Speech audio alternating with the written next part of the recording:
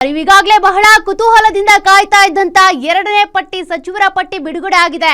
DK cabinet ನ ಪಟ್ಟಿ ಕೊನೆಗೂ ಫೈನಲ್ ಆಗಿ ಬಿಡುಗಡೆ ಆಗಿದ್ದು, ಎರಡನೇ ಪಟ್ಟಿಯ 20 ಸ್ಥಾನಗಳಲ್ಲಿ 4 ದಲಿತ ಶಾಸಕರಿಗೆ ಚಾನ್ಸ್ ಸಿಕ್ಕಿದೆ.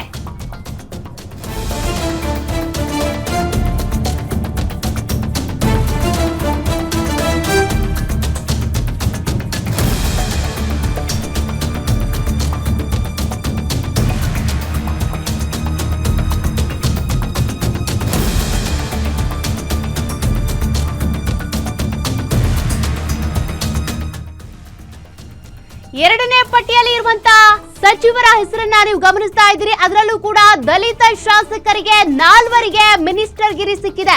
ಪಿಎಂ ನರೇಂದ್ರ ಸ್ವಾಮಿ, ಶಿವರಾಜ್ ತಂಗಡಗಿ, ರುದ್ರಪ್ಪ ಲಮಾಣಿ, ಬಸವಂತಪ್ಪಗೆ ಚಾನ್ಸ್ ಕೊಟ್ಟಿರುವಂತಹ ಪಕ್ಷದ ಹೈಕಮಾಂಡ್. ಎಸ್ಟಿ ಸಮುದಾಯದ 2 ಮಂತ್ರಿ ಭಾಗ್ಯ ನೀಡಿರುವಂತಹ ವರಿಷ್ಠರು. ಟಿ ರಘುಮೂರ್ತಿ, ಬಿ ನಾಗೇಂದ್ರಗೆ ಸಚಿವ ಸ್ಥಾನ ನೀಡಲಾಗಿದೆ. ಎರಡನೇ ಪಟ್ಟಿಯಲ್ಲಿ 2 ಮುಸ್ಲಿಂ ಶಾಸಕರಿಗೆ ಮಂತ್ರಿ ಭಾಗ್ಯ ಸಿಕ್ಕಿದೆ. ಜಮೀರ್ ಅಹಮದ್ ಹಾಗೂ ರಿಜ್ವಾನ್ ಅರ್ಷದ್ಗೆ ಸಚಿವ ಸ್ಥಾನವನ್ನ ಕೊಡಲಾಗಿದೆ. ಬರೋಬ್ಬರಿ 6 ಮಂದಿಗೆ ಸಚಿವ ಸ್ಥಾನ ಕೊಟ್ಟಿರುವಂತ ಹೈಕಮಾಂಡ್. ಸಂತೋಷ್ ಲಾಡ್, ಮಧು ಬಂಗಾರಪ್ಪ, ಪುಟ್ಟರಂಗ ಶೆಟ್ಟಿ ಸೇರಿದಂತೆ ಮಂಕಾಳ ವೈದ್ಯ, ಅಜಯ್ ಸಿಂಗ್, ಗಾಯತ್ರಿ ಶಾಂತಿಗೌಡ ಸಚಿವ ಸ್ಥಾನ ಗಿಟ್ಟಿಸಿಕೊಂಡಿದ್ದಾರೆ. ಇದರಲ್ಲಿ ಒಕ್ಕಲಿಗ, ಲಿಂಗಾಯತ ಸಮುದಾಯಕ್ಕೆ ತಲಾ 3 ಸ್ಥಾನವನ್ನ ಹಂಚಿಕೆ ಮಾಡಲಾಗಿದೆ. ಅಂದ್ರೆ ಸಮುದಾಯವಾರು, ಅದೇ ರೀತಿಯಾಗಿ ಜಾತಿ ಉಪಜಾತಿ ಅಂತ ನೋಡಿಕೊಂಡಾಗ ಮತ್ತೆ ಅವರ ಒಂದು ಕಾರ್ಯವೈಖರಿ ಇರಬಹುದು. ಹಿಂದೆ ಸಚಿವರಾಗಿದ್ದವರು ಆಗಿದ್ದಾರೆ, ಹೊಸದಾಗೂ ಸಚಿವರಾಗಿದ್ದಾರೆ. ಒಟ್ಟಿನಲ್ಲಿ ಎಲ್ಲವನ್ನೂ ಬ್ಯಾಲೆನ್ಸ್ಡ್ ಆಗಿ ವರಿಷ್ಠರು ಇಲ್ಲಿ ಸಮತೋಲನವನ್ನ ಕಾಪಾಡಿಕೊಂಡಿದ್ದಾರೆ.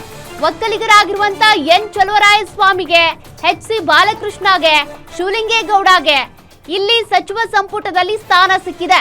ಇನ್ನು ಲಿಂಗಾಯತ ಸಮುದಾಯದ ಬಸವರಾಜ ರಾಯರೆಡ್ಡಿ, ವಿಜಯಾನಂದ ಕಾಶಪ್ಪನವರ್, ಲಕ್ಷ್ಮಣ ಸವದಿ ಇವರಿಗೆ ಲಿಂಗಾಯತ ಕೋಟಾದಲ್ಲಿ ಸಂಪುಟದಲ್ಲಿ ಚಾನ್ಸ್ ಕೊಟ್ಟಿರುವಂತ ಹೈಕಮಾಂಡ್.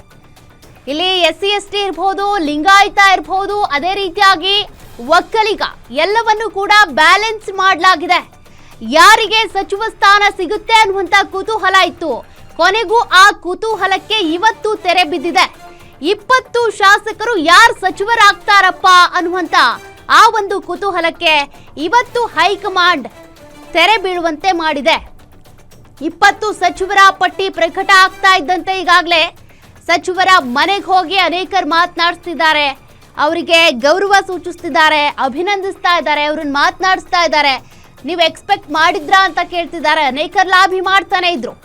20 ಸಚಿವ ಸ್ಥಾನಗಳಿಗೆ 40ಕ್ಕೂ ಹೆಚ್ಚು ಆಕಾಂಕ್ಷಿಗಳಿಂದ ಲಾಭಿ ನಡೀತಾ ಇತ್ತು.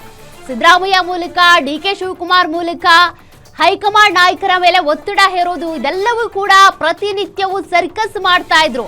ಇವತ್ತು ಪಟ್ಟಿ ಪ್ರಕಟ ಆಗಿದೆ. ರುದ್ರಪ್ಪ ಲಮಾಣಿಯವರ ಪುತ್ರ ನಮ್ಮ ಜೊತೆಗೆ ಸಂಪರ್ಕದಲ್ಲಿದ್ದಾರೆ. ಸರ್ ನಮಸ್ತೆ. ದರ್ಶನ್ ಸರ್, ಹೇಗೆ ಅನಿಸ್ತಾ ಇದೆ ಫೀಲ್? ಈಗ ತಂದೆಯವರಿಗೆ ಸಚಿವ ಸ್ಥಾನ ಸಿಕ್ಕಿದೆ, ಅದರಲ್ಲೂ ಕೂಡ ಬಹಳ ಕುತೂಹಲದಿಂದ ಕಾಯ್ತಾ ಇದ್ದಂತ ಪಟ್ಟಿ ಇದು. ಇಷ್ಟು ದಿನ ಆದ್ಮೇಲೆ ಎಳೆದಾಡಿ ಪಟ್ಟಿ ಪ್ರಕಟ ಆಗಿದೆ. ಹೇಗೆ ಅನಿಸ್ತಿದೆ ಸರ್? ತುಂಬಾ ಖುಷಿ ಆಗ್ತಾ ಇದೆ ಮೇಡಮ್. ನೀವು ಹೇಳ್ದಂಗೆನೆ ತುಂಬಾ ದಿನಗಳಿಂದ ಇದು ಬರ್ಬೇಕಾಗಿತ್ತು. ಬಹಳ ಕುತೂಹಲದಿಂದ ನಾವೆಲ್ಲ ಕಾಯ್ತಾ ಇದ್ವಿ. ತುಂಬಾ ಖುಷಿ ಆಗ್ತಾ ಇದೆ. ಪಕ್ಷ ತುಂಬಾ ದೊಡ್ಡ ಒಂದು ಜವಾಬ್ದಾರಿಯನ್ನ ನಮ್ಮ ತಂದೆಯವರಿಗೆ ಕೊಟ್ಟಿದೆ.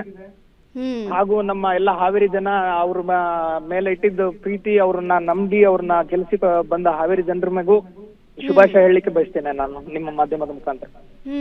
ನಿರೀಕ್ಷೆ ಇತ್ತಾ? ನೀವು ಅನ್ಕೊಂಡಿದ್ರಾ ಸಿಕ್ಕೇ ಸಿಗುತ್ತೆ ಅಂತ?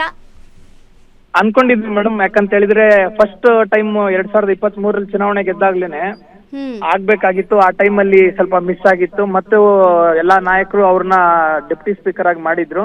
ಅವರೆಲ್ಲ ಭರವಸೆ ಕೊಟ್ಟಿದ್ರು, ಇಲ್ಲ ನಾವು ಮಾಡೇ ಮಾಡ್ತೀವಿ ಅಂತ. ಬಟ್ ಇವತ್ತು ಅದೆಲ್ಲ ನೆರವೇರಿದೆ. ಅದಕ್ಕೆ ತುಂಬಾ ಖುಷಿ ಆಗಿದೆ. ತಂದೆಯವರ ಕೆಲಸ ಕಾರ್ಯಗಳನ್ನ ಹಿಂದೆ ನೀವು ನೋಡಿರ್ತೀರಿ. ಈಗ ಸಚಿವರಾದ ನಂತರ ಅವರಿಂದ ಏನ್ ನಿರೀಕ್ಷೆ ಮಾಡ್ತೀರಿ? ನಮ್ಮ ಕರ್ನಾಟಕ ಜನತೆಗೆ ಅವರು ಒಂದು ಒಳ್ಳೆ ಕೆಲಸನ ಮಾಡ್ತಾರೆ ಅಂತ ನಾವು ನಿರೀಕ್ಷೆಯಲ್ಲಿದ್ದೀವಿ. ಅವ್ರು ಮಾಡ್ತಾರೆ ಅಂತ ನಂಬಿಕೆನೂ ಇದೆ.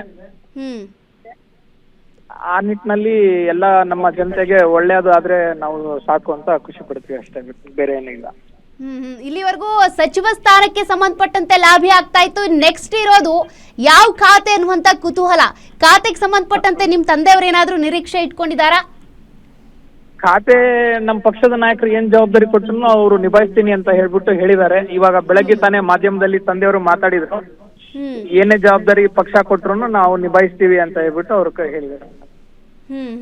ಯಾವಾಗ ಗೊತ್ತಾಯ್ತು ಸರ್ ನಿಮ್ಗೆ? ನಿಮಗ್ ಫಸ್ಟ್ ಗೊತ್ತಾಯ್ತಾ, ತಂದೆಯವ್ರಿಗೆ ಗೊತ್ತಾಯ್ತಾ, ಅಥವಾ ನೀವು ತಂದೆಯವ್ರಿಗೆ ಹೇಳಿದ್ದ ಹೆಂಗೆ?